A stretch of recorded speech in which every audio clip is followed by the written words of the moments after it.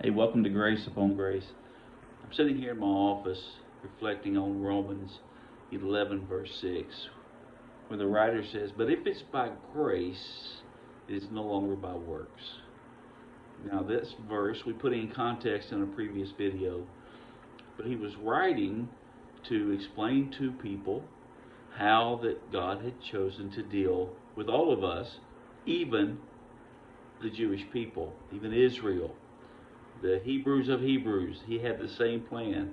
His plan was grace. It was no longer works. It was no longer by the law.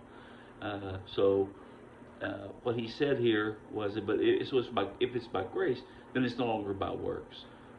And it's important for you to understand today that God has chosen to deal with people through grace, not by the law, not by the keeping of every point in the law. For you see, if you disobeyed the law at any point, you were guilty of all.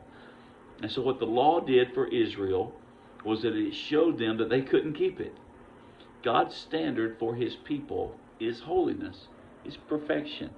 It's as though you're taking a test that the teacher decided to grade on the curve. What that means is that the standard is 100% on the test. And if the highest score on the test was a 70, then everybody's score came up 30 points so that the standard was whatever the highest score could get. When it comes to our lives, when it comes to dealing with sin, when it comes to being human, there is no way that anyone except Christ could ever live up to the standard. And we're not graded on a curve. It's not like, okay, Moses got an 82, so now all of us get 18 extra points on our spiritual scale. That's not how it works. The way it works is God expects 100%. It has to be 100%. You have to be perfect if you're going to follow the law.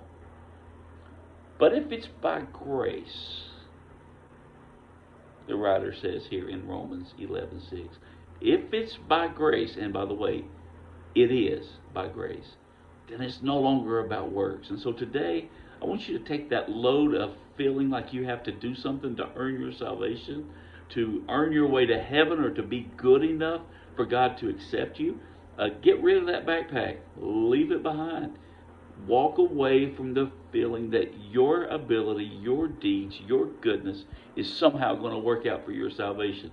Because the only way that we're saved is by faith, by grace through faith. And today I want to encourage you. It's not about what you do, it's about what he did. And when he paid the price, he gave us all 100. God bless you. See you soon.